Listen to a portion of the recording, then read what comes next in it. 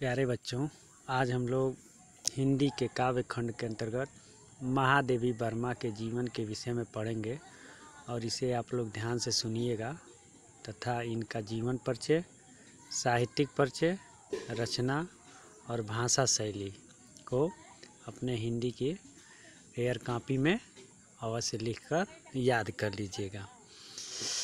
जीवन परिचय देखेंगे। आधुनिक की मीरा श्रीमती महादेवी वर्मा का जन्म होली के दिन 24 मार्च सन 1907 ईस्वी को फर्रुखाबाद में हुआ था।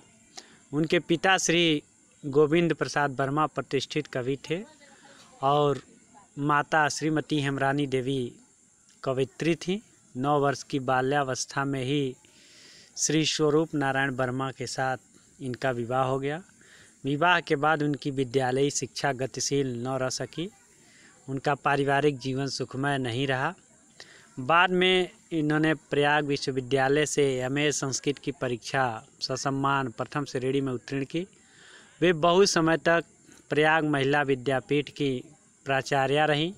वे मधुर गीत लेखिका के रूप में साहित्य सृजन करने लगी। हार्दिक वेदना एवं स्नेह को उन्होंने निरीह जीवों पर विकीर्ण किया।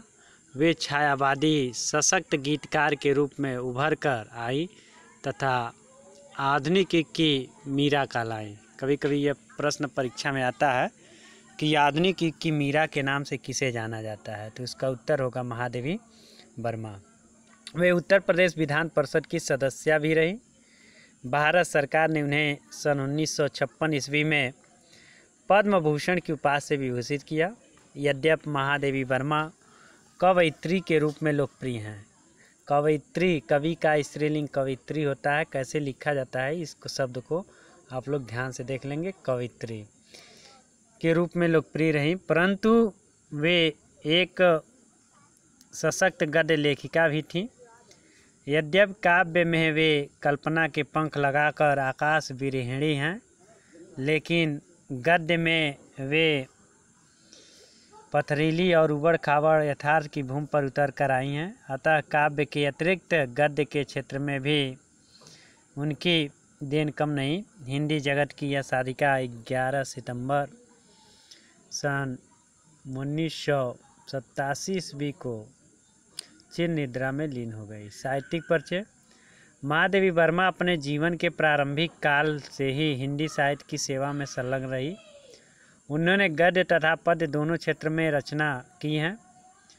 उन्हें सन 1936 ईस्वी में नीरजा पर गांधी जी के हाथों से कसरिया पुरस्कार, सन 1943 ईस्वी में यामा पर मंगला प्रसाद पारितोषिक और सन 1983 ईस्वी में यामा पर इंग्लैंड की प्रधानमंत्री श्रीमती मार्गरेट थ्रेचर के हाथों से साहित्य का सर्वोच्च ज्ञानपीठ पुरस्कार भी प्राप्त हुआ। पुरस्कार प्राप्त करने के पश्चात श्रीमती थ्रेचर को धन्यवाद देते हुए महादेवी वर्मा ने कहा, मैंने गांधी जी के समक्ष प्रतिज्ञा की थी कि मैं सदैव हिंदी में ही बोलूँगी, इसलिए मैं आपको हिंदी में ही धन्यवाद दे रही हूँ। सन 1983 ईस्वी में ही उन्होंने उत्तर प्रदेश सरकार के द्वारा भारत भारती पुरस्कार से सम्मानित किया गया। वे आधुनिक मीरा के रूप में तीव्र वेदना लेकर गीत जगत में अवतीर्ण हुई। अदृष्ट प्रियतम के प्रति ललक, उत्कंठा एवं मिलन के भाव उनके मन में बने रहे। फिर भी वे विरह में डूबी रहीं। उनमें जिज्ञासा एवं आत्मसमर्पण विद्यमान था। वही उनके गीतों का प्राण बनकर फूट पड़ा। गद्य सृजन एवं काव्य रचना दोनों पर ही उनका अधिकार रहा। महादेवी वर्मा ने चाँद साहित्यकार और प्रयाग महिला विद्यापीठ की पत्रिकाओं का संपादन किया। कृतियाँ। महादेवी वर्मा ने गद्य पद्य दोनों में ही रचनाएं की हैं, किंतु वे कवयित्री के रूप में अधिक प्रसिद्ध हैं। उनकी प्रमुख कृतियाँ निम्नलिखित हैं। निहार, रश्मि, नीरजा, सांदगी, दीपशिखा, यामा, संदिनी, सप्तपर्णा, हिमालय, आधुनिक कवि ये काव्य है। अतीत के चलचित्र, स्मृति की रेखाएं, श्रृंखला की करणियाँ, मेरा परिवार, हिंदी का विवेचनात्मक गद्य, क्षणदा ये गद्य है। सूर, तुलसी तथा मीरा के भावुक पदों के प्रेरित होकर महादेवी वर्मा ने ब्रज भाषा में रचना आरंभ की और फिर गद्य के सहारे खड़ी बोली में उतरी।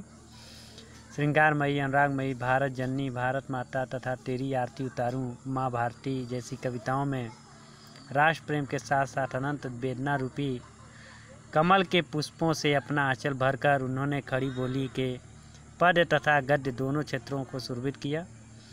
उनके गीतों में दर्द है, मार्मिकता है, टीस है, आ है, वेदना है और कलात्मकता है। महादेवी वर्मा छायावाद तथा रहस्यवाद की प्रमुख कवयित्री हैं। अतः उनके काव्य में आत्मा परमात्मा का वियोग, मिलन तथा प्रकृति के व्यापार की छाया स्पष्ट दृष्टिगोचर होती है। वे संसार और मानव जीवन को निराशा, वेदना और अतीत के झूले में झूलता हुआ दिखाती हैं। उनकी कल्पना में सरलता, मधुरता और पीड़ा का अद्भुत समन्वय है। दूसरे शब्दों में उनका काव्य पीड़ा है और पीड़ा ही काव्य है। वे दुख की बरली हैं जो सदा ही उमड़ती रहती है। ये नीचे देख लेंगे आप लोग। इसके बाद रस को पढ़ेंगे, भाषा देख लेंगे। भाषा काव्य के क्षेत्र में महादेवी वर्मा की प्रारंभिक रचनाएं ब्रज भाषा में, किंतु बाद में रचनाएं खड़ी बोली में हैं। उनकी खड़ी बोली शुद्ध, मधुर एवं कोमल है। इसमें संस्कृत के तत्सम शब्दों की अधिकता है, किंतु भाषा को मधुर तथा कोमल बनाने के लिए कहीं कहीं शब्दों को मनमाने ढंग से तोड़ा मरोड़ा गया है। इसको पढ़ लीजिएगा, फिर शैली देख लीजिए। पद्य के क्षेत्र में महादेवी वर्मा का शैली का धीरे धीरे विकास हुआ। संक्षेप में उनकी शैली को भावात्मक गीत शैली कह सकते हैं। यद्यपि इसमें व्यंजना, लाक्षणिकता, प्रयोग और समासोक्ति के कारण अस्पष्टता तथा दुर्वता आ गई है, पर वह सर्वत्र मधुर और कोमल है। प्रतीकात्मकता, चित्रोपमता, अलंकारिकता, ध्वन्यात्मकता, छायावादिता तथा रहस्यवादिता उनकी शैली के अन्य गुण है। अलंकार महादेवी वर्मा अलंकारों एवं प्रतीकों का सुंदर प्रयोग अपनी कविताओं में की हैं।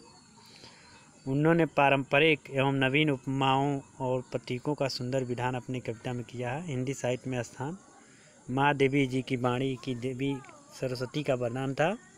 महादेवी वर्मा को वाणी की देवी सरस्वती का वरदान प्राप्त था। उन्होंने अपनी कलात्मक मधुर संगीत की अमृत वर्षा से मानव लोक का हृदय रस सिक्त किया। हिंदी जगत उनका चिर ऋणी रहेगा। वेदना की अमर गायिका श्रीमती महादेवी वर्मा का आधुनिक युगीन हिंदी गीतकारों में मूर्धन्य स्थान रहा। तो इसे आप लोग 2-3 बार पढ़ेंगे, सुनेंगे, समझेंगे और इसे अपनी फेयर कॉपी में अवश्य लिख लेंगे। कल हम लोग इनकी जो रचना गीत है उसमें दिए गए पद्यों को पढ़ेंगे और उसके भावार्थ को समझेंगे।